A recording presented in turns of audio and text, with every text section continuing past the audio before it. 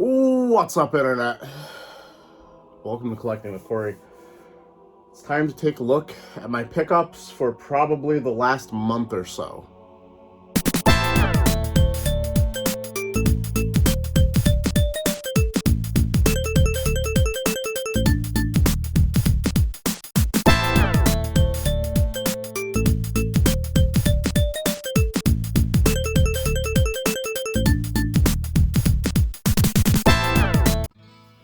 Alright, I had many ideas on how I wanted to film this. None of them panned out. And I gotta get this stuff put away because we have remodels being done on the house, so there's a lot of demolition going on. I've got a baby crib sitting right here. Or not a crib, a pack and play. I've got almost no floor space. I have a decent amount of my eBay inventory chilling in here. So any idea I ever had of getting this place cleaned and ready for a room tour is kind of going out the window, but getting these put away on my shelf will go a long way towards ending a little bit of the chaos in my life. So let's get into it. These are in no particular order. I, once again, would have liked to have done this a little bit better, but I haven't organized anything and they've just kind of landed however they've landed, and I realize I also have nowhere to put them once I show them. First up here, I have not had a chance to play this yet. I have not finished, well, there's probably another game in here that I'm playing that I haven't finished, which I'm trying to, before I'm able to get to Kirby and the Forgotten Lands. I decided to go with the GameStop pre-order to get the pin set. I thought that was a little bit cooler than getting a pop socket, which I think was the pre-order bonus from like Walmart or Target. I hear great things. I can't wait to play this. Yeah, it's with my Switch. I haven't played it yet though. Couple games that you might have seen on Video Game Hunting that I picked up that I'm adding to the collection. Bee Simulator. I believe after the other game I picked up, these were basically free, so that's the only reason I'm adding them to the collection. Darksiders 2 Definitive Edition. Cool what they did there. Hard to pronounce. Yeah, we're just going to attack a stack at a time. This was a pre-order that I made because I have...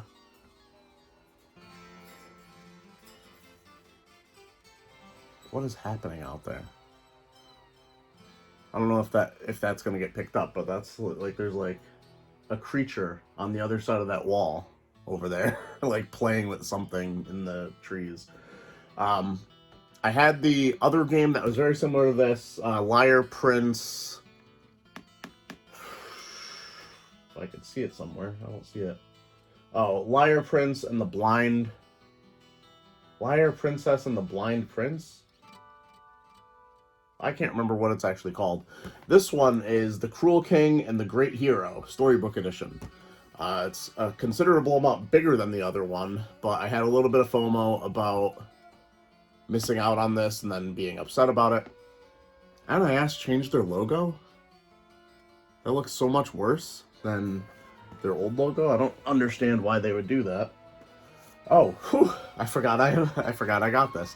So, amidst all these pickups from like Switch games, new releases, I went on a little bit, probably too much of an eBay browsing and buying streak that I usually don't go on anymore, but every once in a while I'll fall back into it. It's like an addiction, you know? Sometimes you slip up. Well, I was going through a whole bunch of my handheld stuff, and I realized how cool it would be to have the box for my Wonder Swan color, because if you don't know, I had already owned from like probably the beginning of COVID the Final Fantasy edition of the Wonder Swan color. So now I own the box, the game, which I already had the game too, so it helped that this was a random box in, you know, game box only that was listed on eBay from a US seller.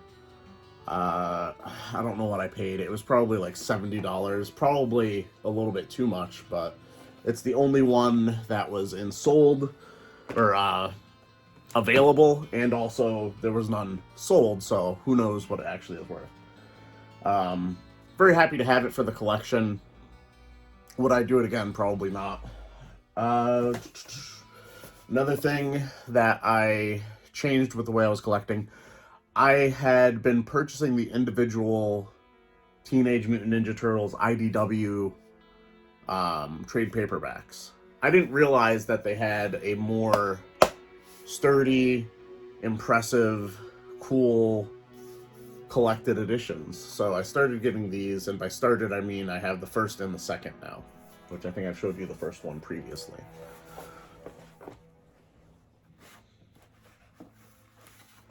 Alright, for some reason I decided to pick up the box because I already had the DK bongos sitting around. Do I have a game that's compatible with this? No, not currently. And this is not the version that even would come with a game. So this is complete, I guess, minus whatever instructions. But this is another one of those what the hell was I thinking eBay purchases. Pretty clearly. Something I definitely would have shown at the end of a video game hunting. At the flea market, I was able to pick up the Transmetal's Optimus Primal. At the time, I didn't think it had the hoverboard. I did not realize that that was just part of his transformation that you had to figure out. The only thing I think he's missing is his gun, which serves as like his propulsion system for when he's on the hoverboard, and what other weapons he might have come with. Alright, let's move this back closer.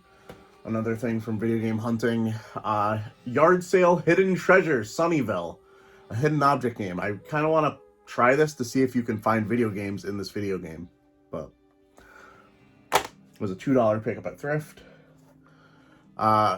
Disney Art Academy. I've been trying to get the Art Academy games. The Pokemon one is kind of harder to get money-wise, expensive-wise. What am I saying? I have the case for it.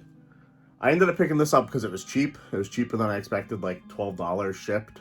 Another eBay purchase that I probably wouldn't make again, but I was in that eBay buying mood. Now, previously, from Ted, I purchased a lot that had the box for Boktai. Now, I've had the cartridge for Boktai forever. Well, not forever, but for a very long time. Before it was an expensive game, let's say, as far as I remember. And I listed the box up on eBay for a decent amount to get my money back from that deal. And I played this game with myself because, like, I really do want to get games complete in the box, or at least in the box.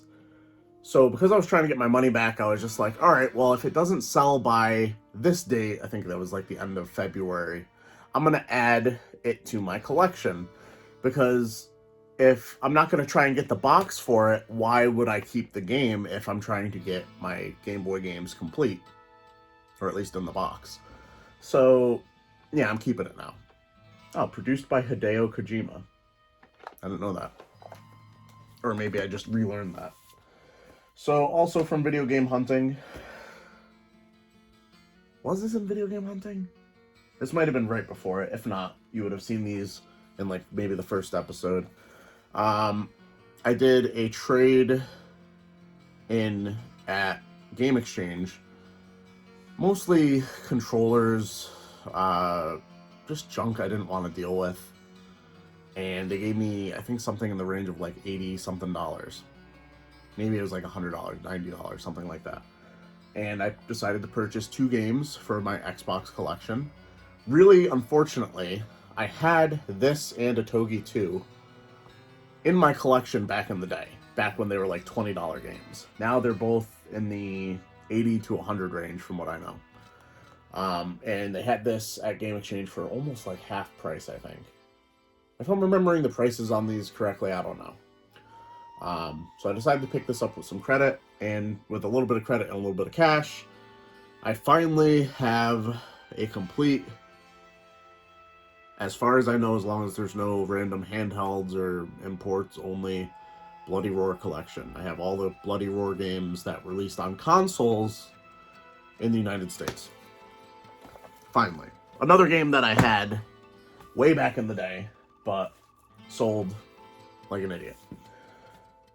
Alright. This was $10 at Walmart. If you know anything about me, I collect for the Switch. If it's $10 or less, I don't really care what the property is, what the game's about. I'm probably going to pick it up. So, that's pretty much simple explanation on that. Here's another game I got with Game Exchange credit. Another issue where I was trading in games that couldn't sell on eBay or Amazon, or just wouldn't sell for much on eBay or Amazon, and controllers. They had this in their case for, I think, $99.99. And I've been looking for Sheeran the Wanderer on the Wii for a while, I guess. Is it a game I'll play? I mean, you could argue that any game on the Wii I'm unlikely to play. Like, I can't imagine actually sitting down with a Wiimote in my hand and seriously trying to play through a game anymore, but, you know. Alright, this was an upgrade for me. I had this game loose, and I was lucky enough at one of my regular thrift stores to find this brand new sealed in the limited edition. So I sold my regular edition, and I'm keeping this one because it's the limited edition. Will I play this? Once again, if I'm going to play a Tales game, I don't know if I'm starting with this one. So, who knows? I'd probably start with, like, Tales of Heart R. Honestly. Next stack. Colossus. Figure I got on a video game hunting episode from the flea market. Self-explanatory. Another game from video game hunting. All the stuff at, like, the top of the stack should be from video game hunting episodes. Spider. Got this for $2 at my thrift store. Very happy to have this. Oh, heavy. Alright, another eBay thing. It's like, depending on where it is on the stack, you can tell kind of like what it would have come from. If it's on the top of the stack, it's probably from video game hunting. If it's in the middle of the stack, it's probably eBay. Or if it's at the bottom, it's like, I don't even know because it was so long ago. Another eBay pickup. Now, technically, these are ESRB. But I believe they're Canadian ESRB, so I don't know what real difference it is, other than them having the languages in French and English on them. This was like $20 shipped. They didn't have the games, but they were the boxes. I already had the game and on this one. And We Play You See everywhere. It used to be routinely at GameStop for 99 cents. So I'll find it eventually for $1 in complete good condition, and I'll complete that. Alright. Stack of 3DS games. Just like my eBay phase, I was going through a 3DS and DS phase, as you'll see with a whole bunch of stuff here. Some of these were from thrift stores. Some of these were from game stores, I believe. Wreck-It Ralph. Thrift store pickup, I'm pretty sure. Theater Rhythm Final Fantasy and Theater Rhythm Final Fantasy Curtain Call. I think I paid around $10 each for these at my game store. Happy to have those. I've never played them though. A game that I should have had, but I guess at some point I traded the cartridge in to GameStop when it was worth it. And I just had the case sitting on my shelf for a while, so I finally got another cartridge. So Super Smash for the 3DS back in my collection. This one I'm saving for last. Hopefully you haven't seen it. It's not that necessarily the best thing, but it's probably the most interesting thing that I want to talk about. Alright. Super Monkey Ball Banana Mania. To be honest, not sure where I got this. I don't know if this is the this is not the HD remake. This is the random... I don't know. They released like 2 Monkey Ball games. I'm not sure which one this is. Lord of the Rings Conquest. This was from one of the game stores. Amazon had me thinking this game was worth a decent amount. eBay said otherwise. And sometimes you have to go with what eBay says, because it really is a better indicator of what a game is actually worth. Sometimes Amazon is just showing you what you can get for it as a reseller. Professor Layton and the Miracle Mask. Don't remember where I got this, but I'm happy to have it. Oh, I do. This was from my friend Dan at a comic convention. Also, Devilish got this from him. Very good deal on those. From the Grid, a couple games for the collection. Johnny Bazooka Tone. Keeping this because I remember all the ads. I think I mentioned this in a video game hunting. Once again, top of the stack, video game hunting pickup. Lost in Blue 3, also from the Grid. Family Feud, I think this was like $7 shipped on eBay, so I picked it up. I don't know why Vegas Games 2000 is in this stack. I feel like this is a game that I had for sale, and then I was just like, F it, I'm going to keep it. Record of the Argrist War 2. This was a video game hunting pickup from Game Exchange, I believe. Also, Seek and Destroy, a game that I've heard great things about, and finally decided to pull the trigger on. Unfortunately, they kind of cranked the price up a little bit without saying at the register. So I paid probably $2 more than I expected to on that one. Next, this is not technically a pickup, but something that I forgot I had, and I'd let a friend borrow this to play games for apparently 2 years. I forgot I had it. That's how long they had it for. So it's like I got it back in my collection. I had originally gotten that on eBay back in the day for like $70. Really good deal. One of my earliest pickups on this channel, probably. Legend of Legacy, another eBay pickup. Got this. I know on the Switch it's super expensive, so really good to have that. Video game hunting pickup. Big Bad Beetleborgs, or more specifically Beetleborgs Metallics. This is Season 2, Volume 1.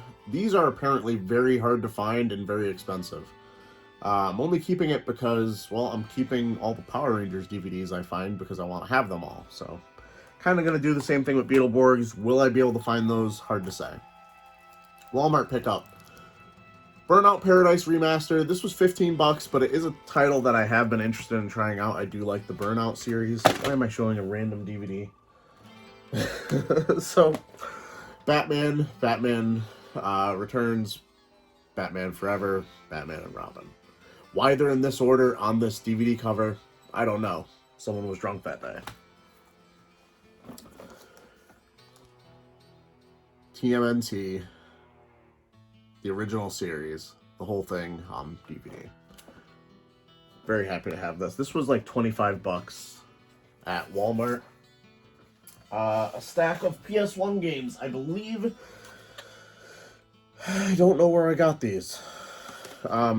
Star Wars Rebel Assault 2. Fighter Maker. Metal Gear Solid. Star Wars Episode 1, The Phantom Menace. I actually played that when it came out, and I enjoyed it. For, it being a Star Wars game where you got to deflect blaster bolts, it was pretty cool. Jet Moto 2. Road Rash. Croc 2. Star Wars Episode 1, Jedi Power Battles. This is the game I probably should have got back then. And Fighting Force, a beat-em-up that I don't think has aged that well. Trying to keep my TMNT Turtles in Time NECA figure collection complete.